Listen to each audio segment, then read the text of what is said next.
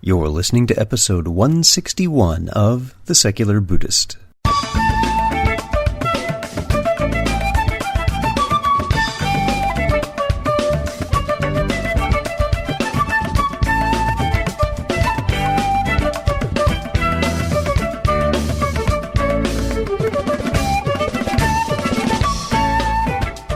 Welcome to The Secular Buddhist. I'm Ted Meissner. The Secular Buddhist is the official podcast of the Secular Buddhist Association, a grassroots-driven effort to answer the needs of secular teaching and practice for contemporary society. The podcast has interviews and roundtable discussions pertaining to engaged Buddhist training and practice, and the SBA website has show notes for each episode along with resource materials.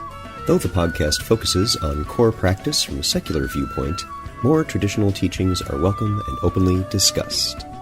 Filmmaker Sarah Barab joins us to speak about her film project, Naked Mind.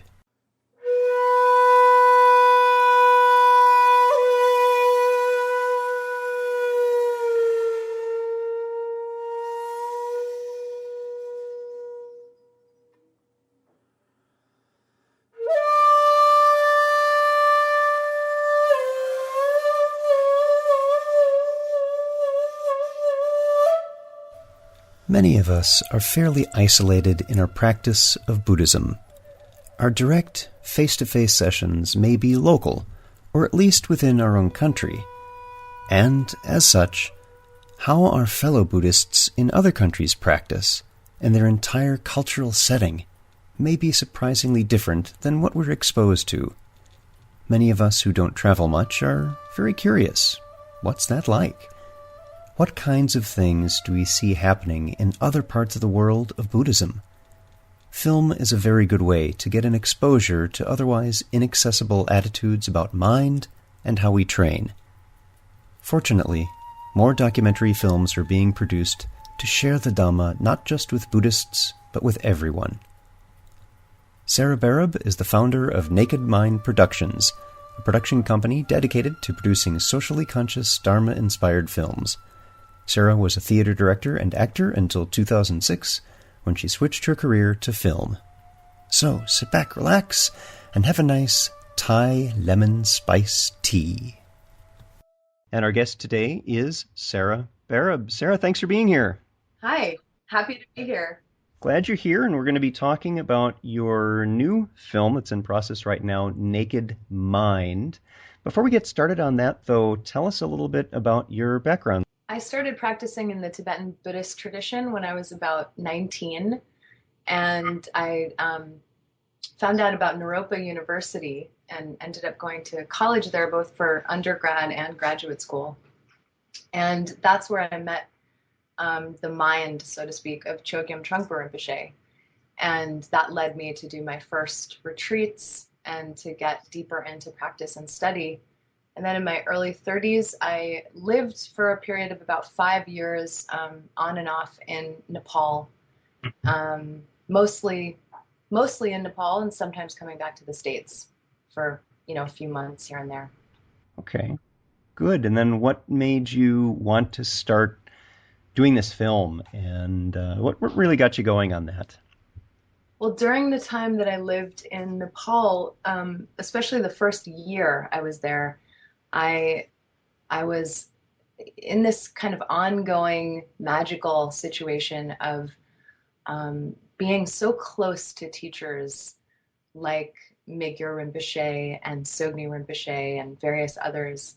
And I was able to really there was a feeling of being able to kind of hang out with them.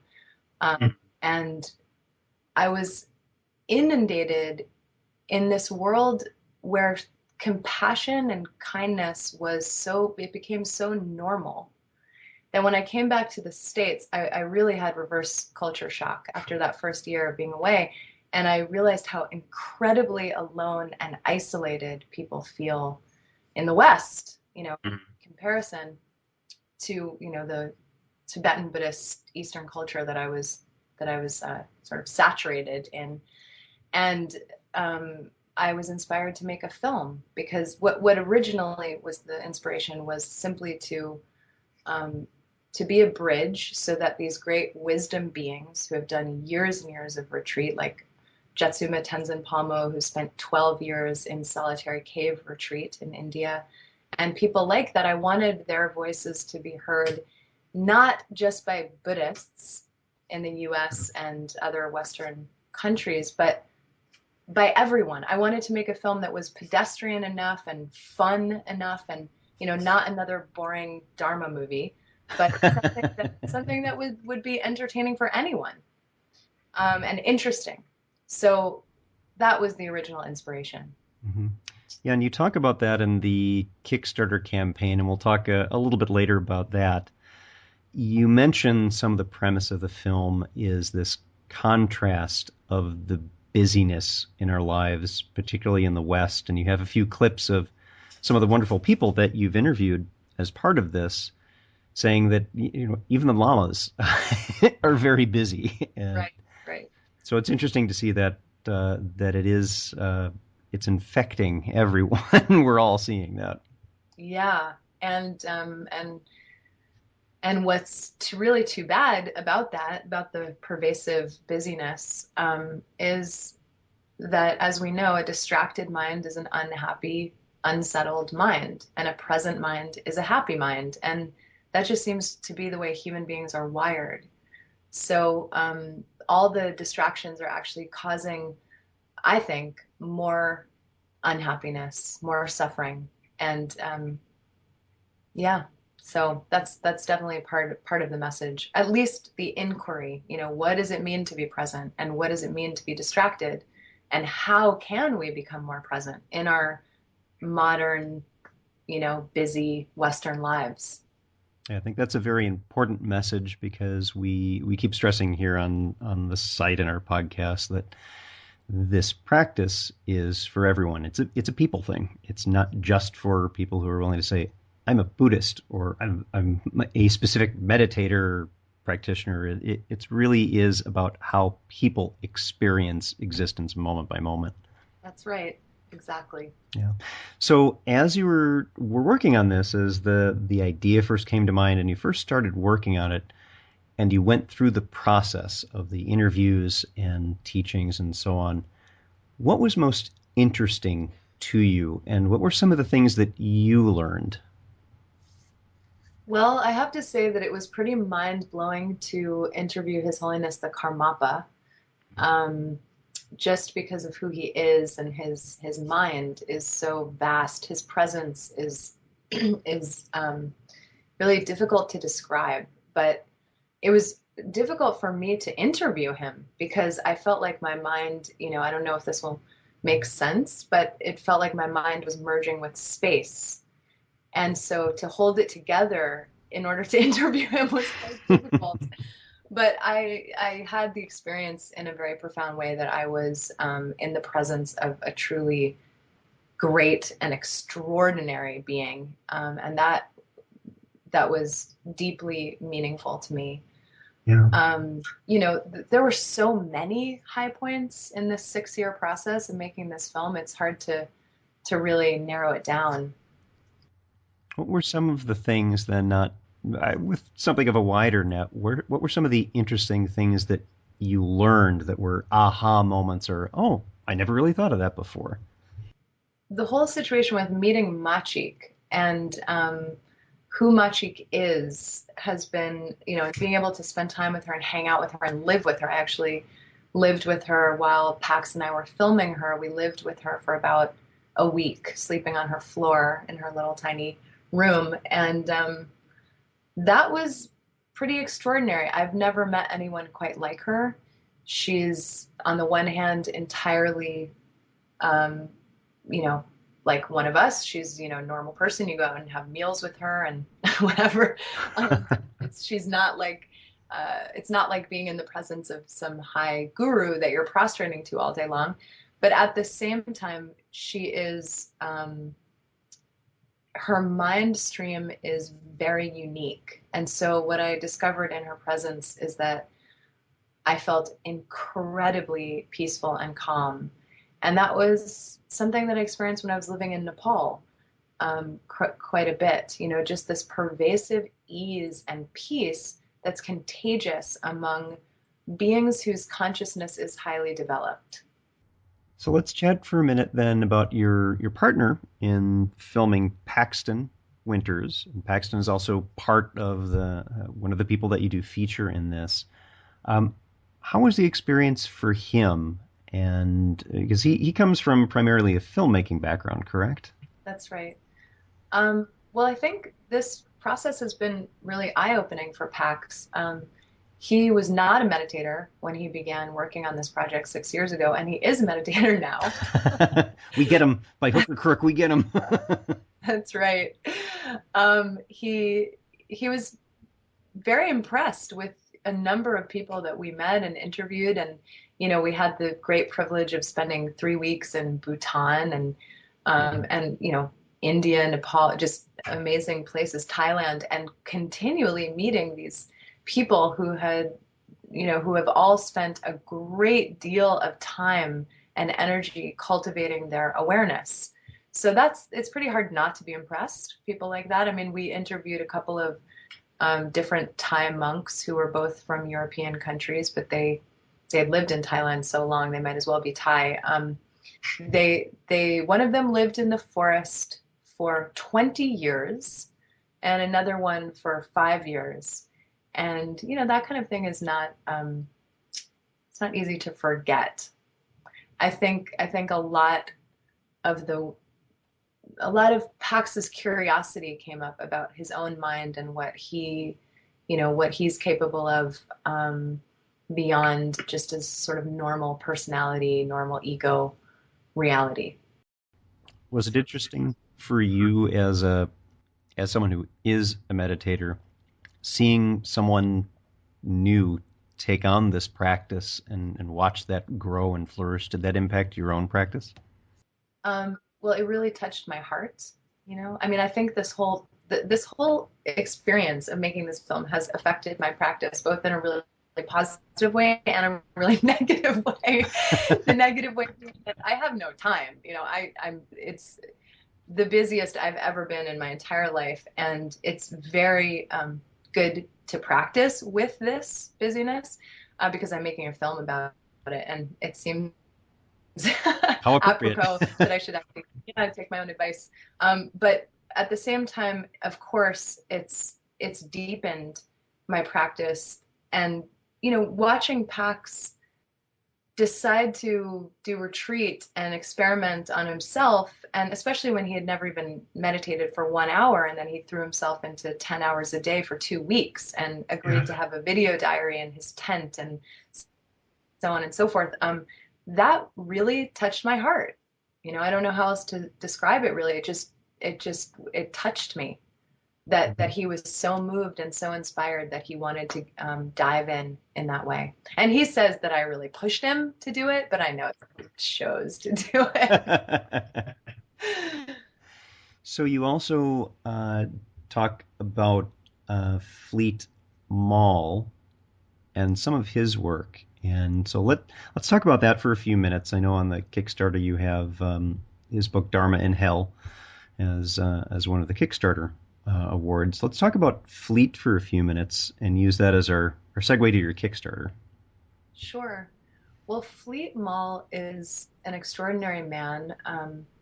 He now has the title Acharya Fleet Mall, and basically his story in a nutshell is that in the 70s he was both a drug trafficker and a very serious meditator.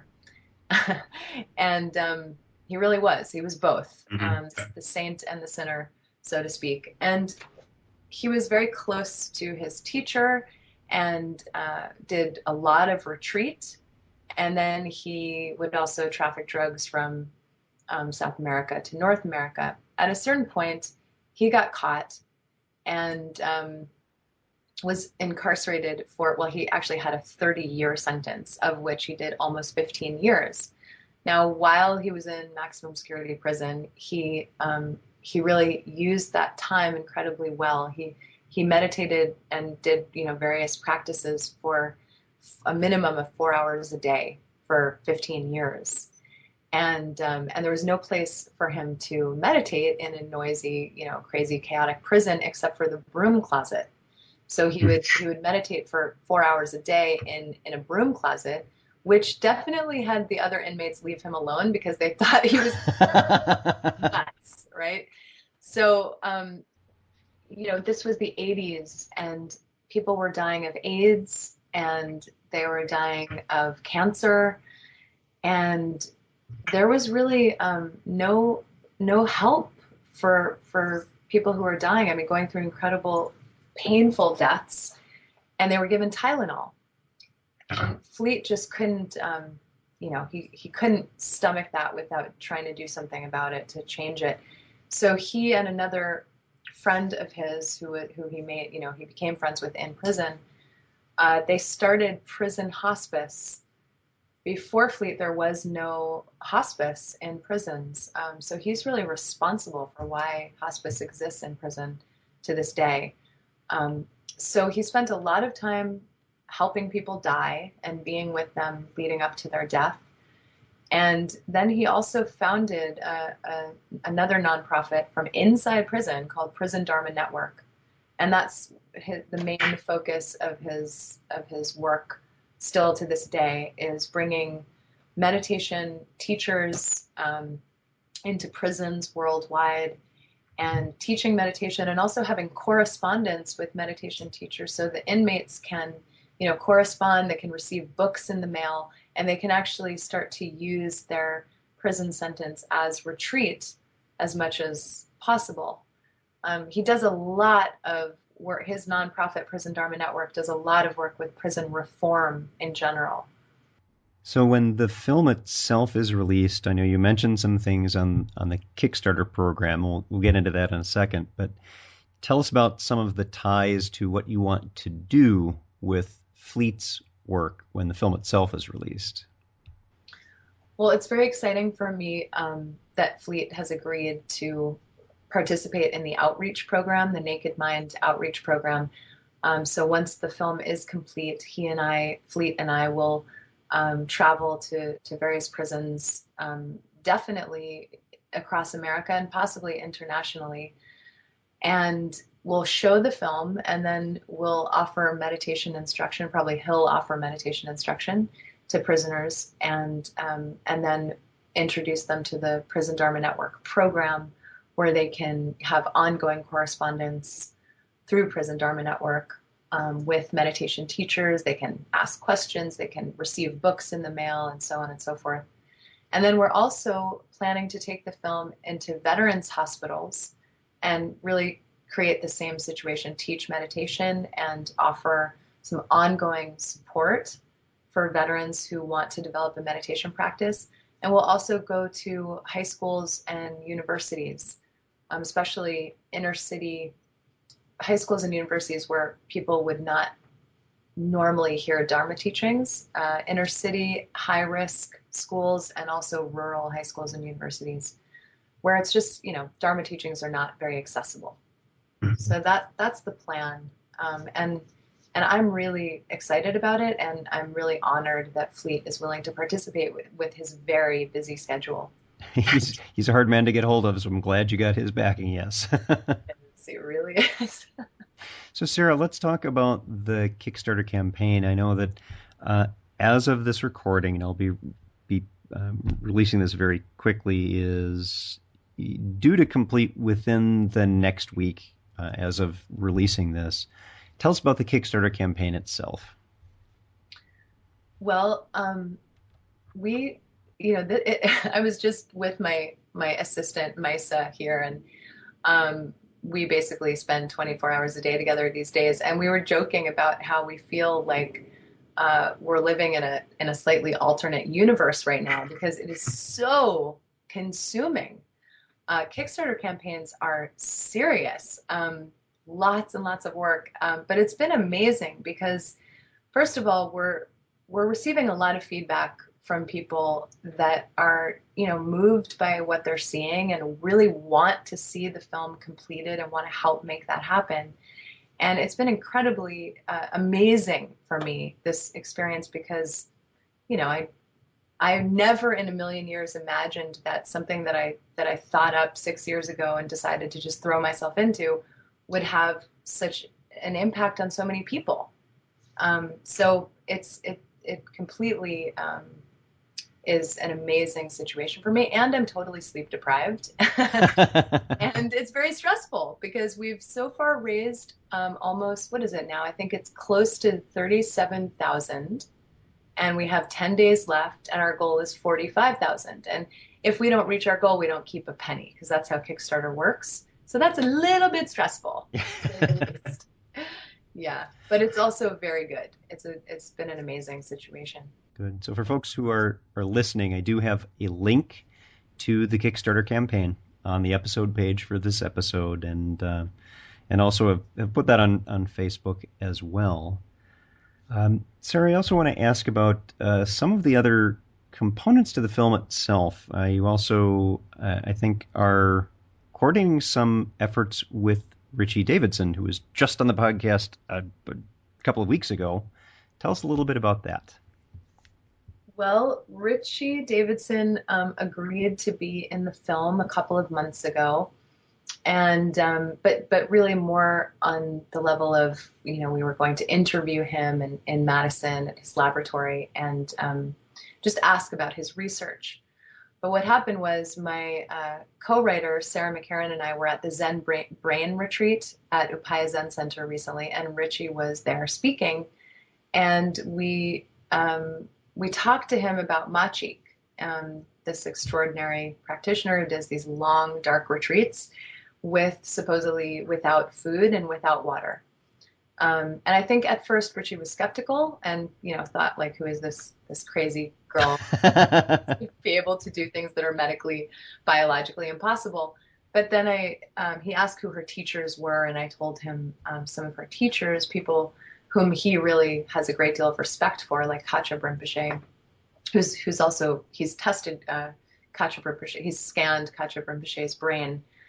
But in any case, he began to get more interested. And so right now we're in a dialogue. Nothing is set in stone, but he is possibly going to experiment on Machik himself, do brain imaging scans, put her in an MRI, before retreat, after retreat, and then her retreat would be closely monitored. So Pax and I will be documenting this. We'll have an infrared camera on her 24/7 for the hardcore skeptics who like me, yeah. A lot of people who would not believe it even if Richard Davidson said, she gets my stamp of approval, I was there, she did not eat or drink.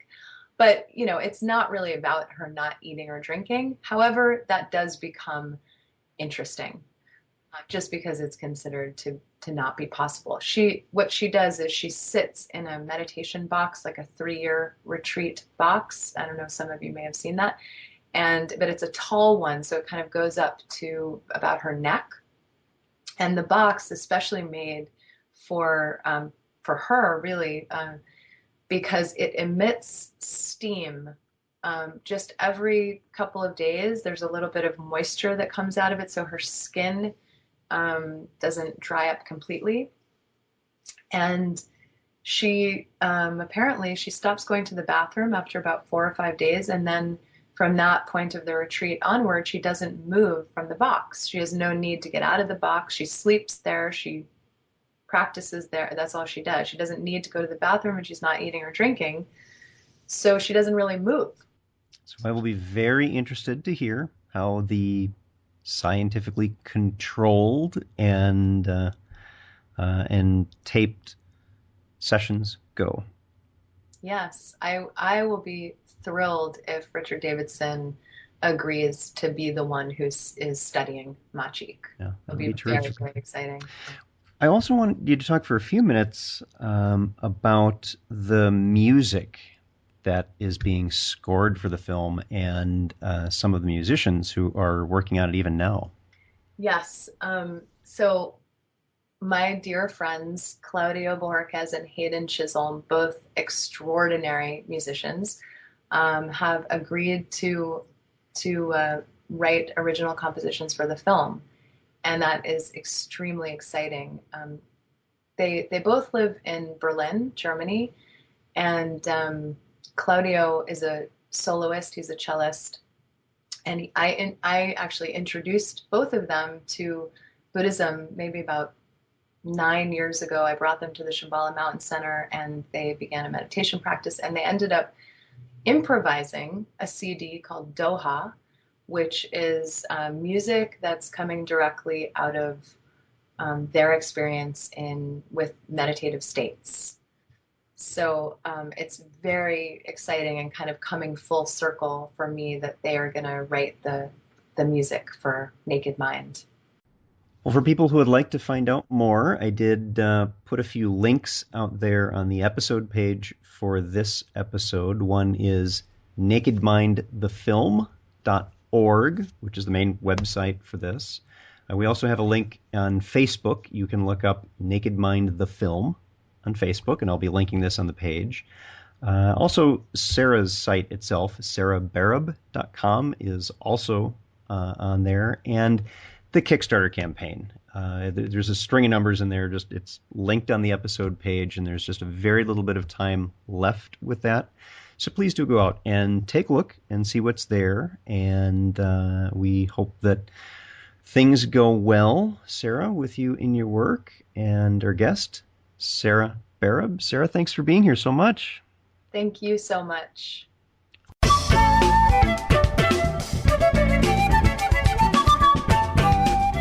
Thanks for listening. If you'd like to learn more about something you've heard in today's podcast, please come visit the SBA website at secularbuddhism.org, and you'll find an entire webpage devoted to this and every episode. Discussion about this episode can be found on the episode page itself, along with show notes. The music for The Secular Buddhist is used by permission from John Kaizan Neptune's CD, Steps in Time. Additional music is provided courtesy of Monty Levinson of Taihei Shakuhachi and Rodrigo Rodriguez. Their websites are also linked on the SBA site on the About Podcast Music page. Until next time, remember, every moment you have a choice. Make it the best you can. See you next time on The Secular Buddhist.